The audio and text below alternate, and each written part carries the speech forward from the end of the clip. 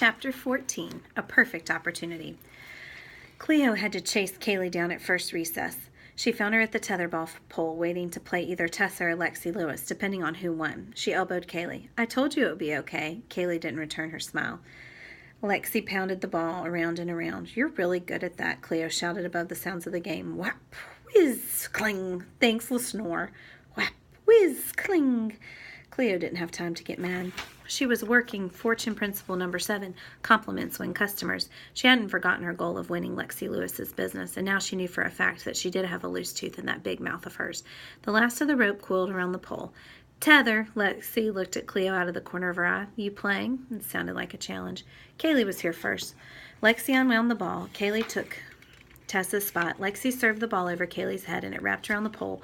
1, around again. 2, Lexi slapped it. 3.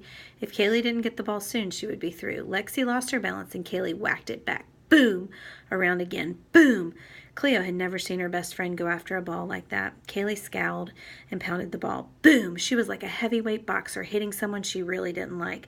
"Time out," Lexi called. She reached down as if she'd dropped something on the ground. Just as she stood, Kaylee hammered the ball again. Double-fisted, the ball smashed right into Lexi's face. "Ow!" Lexi's hands flew to her face. "Oh no," Kaylee cried. "I'm so sorry." "I have an audition for a TV commercial tomorrow," Lexi screeched from behind her hands. "I didn't mean to." Kaylee rushed over. She reached out, but Lexi shrugged her off. "If you broke my nose, I'll have my dad sue your dad." Kaylee looked at her blankly. "It's going to be swollen. I can tell. If I don't get that part, it's your fault." "You should get that part," Cleo crossed her arms, "because you sure know how to act." "But Atlas snore. She didn't even hit you that hard." Lexi lowered her hands, peering into them. Was she looking for a tooth? Fortune principle number 5 popped into Cleo's head.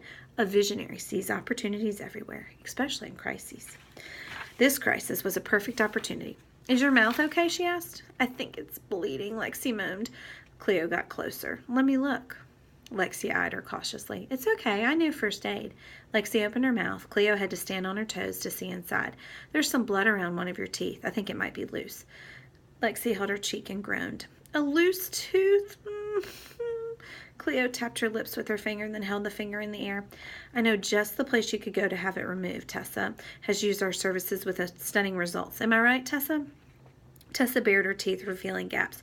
"No," Lexi started toward the building. "I'm not going to use your stupid business." Cleo caught up with her. "My business is not stupid. It really works. I'm offering a special. Today only 50 cents a tooth." Lexi kept walking. Cleo stayed with her. "Just give it a try," she grabbed Lexi's arm. "Get your hands off me, you freak." "I am not a freak. Why else would your mom give you away?" She tossed the question over her shoulder lightly as if she were talking about clothes that had gotten too small. Her words hit Cleo like a sucker punch to the gut. Anger twisted her insides like a tornado. She lashed out with her fists, not even sure who or what she was hitting. The tornado had control over arms and legs. She would claw and kick and punch until all the anger and hurt were gone. But the more she hit, the worse she felt. Someone screamed. It might have been herself, or was it Lexi? Maybe it was the blur of kids who had come around. She felt a grip on her elbow, heard Mr. Boring's voice in her ear. "Calm down, Cleo." She breathed as hard as if she'd just run laps with her dad's soccer team. Her knuckles hurt. Lexi sat on the ground, sobbing, her face in her hands. Cole crouched at his sister's side. Another teacher was there helping her up. Lexi cried out, "My tooth, it's gone. She knocked my tooth out." Everyone stared. A few kids started looking around on the ground. Micah Mitchell shouted, "Here it is," and handed the tooth to Lexi. She glared at Cleo as the teacher led her away. It was already loose. Cleo pleaded to Mr. Boring. She needed her teacher to understand. He said they needed to go to the office. She looked around for Kaylee, but Kaylee stayed where she was in a huddle of girls, only once glancing in Cleo's direction. "Hey," Cole trotted up. "I know my sister can be a pain, but you didn't have to go all MMA on her." Cleo tried to say sorry, but she was afraid she might cry. Mr. Boring looked serious. He nudged her forward. "Come on, Cleo, let's get inside." It suddenly dawned on Cleo. She was in a lot of trouble. She spent the rest of the morning in the office, first waiting until Lexi had seen the nurse, then sitting in front of Principal Yu talking about what had happened. "My dad is a lawyer. He'll sue you for damages," Lexi threatened. She had suddenly gained a lisp, as if her tongue didn't know what to do with the new gap in her mouth. "Hold on now," Principal Yu leaned forward in his chair. "Nurse Bashara said she didn't see any injuries, just your tooth, which I've been told was loose already." "Thank you, Mr. Boring." "So, girls, what happened out there?" Mr. Yu pushed his black-rimmed glasses further up on his nose. "She attacked me." Cleo, do New Heights Eagles use hitting to solve problems? He stared at Cleo, unblinking. Cleo felt herself getting warmer, as if Principal Yu's gaze had fire-starting powder. No, Mr. Yu. She kept her eyes on her lap, wishing he would stop staring at her.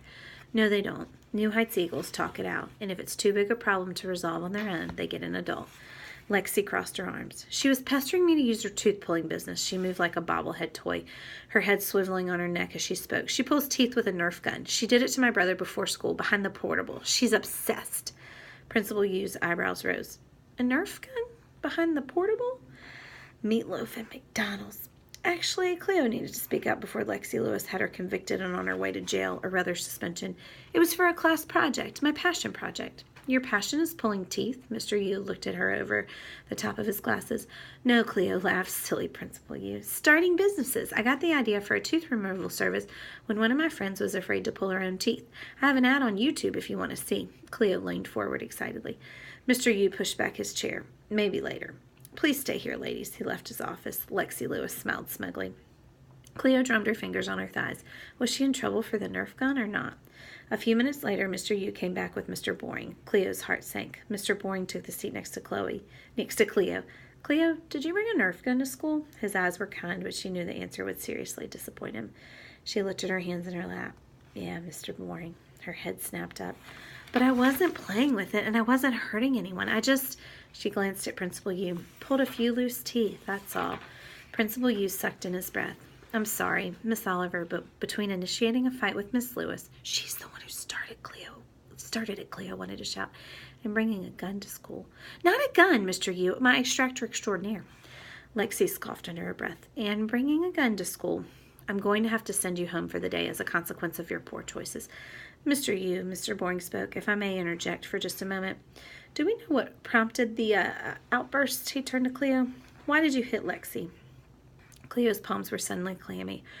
Her heart beat so hard it shook her chest. She needed to get away, to go home. Principal Yu turned to her. Miss Oliver. Telling Mr. Yu what Lexi had said would be like Barkley exposing his belly. He only did that with family. Miss Oliver? She couldn't repeat the words. She was making fun of me because I'm adopted. Miss Principal Yu cleared his throat. I'm very sorry to hear that. His blowtorch gaze landed squarely on Lexi. Miss Lewis, is being adopted something to make fun of? Lexi huffed. I guess not. You guess not? His face was turning red. No, it's not. Girls, I'll be talking to your parents and teachers about further actions in light of today's incident. Now you need to apologize to each other. Apologizing was surely the last thing in the world that Cleo wanted to do, but she knew there was no way escaping it. I'm sorry. The words came out pinched and tight, like money being pulled from a miserly person's hand. Lexi barely glanced at her. Sorry, she said it like a knife jab. Mr. Yu pushed up his glasses again. Miss Lewis, please return to class. Lexi put her hand to her mouth and winced in pain. She gave a little sob, then sulked from the room. An excellent performance. Miss Oliver, will one of your parents be able to pick you up? Mr. Yu asked. Cleo gasped. I still have to go home? She thought she told him about Lexi would change his mind. He nodded once. My mom, she said, avoiding Mr. Boring's gaze. I'll call now. You may wait in the main office. He and Mr. Boring exchanged glances. Thank you, Mr. Boring. Mr. Boring's name suddenly struck Cleo as funny. Coming from Mr. Yu's serious mouth, it was hilarious. Hysterical?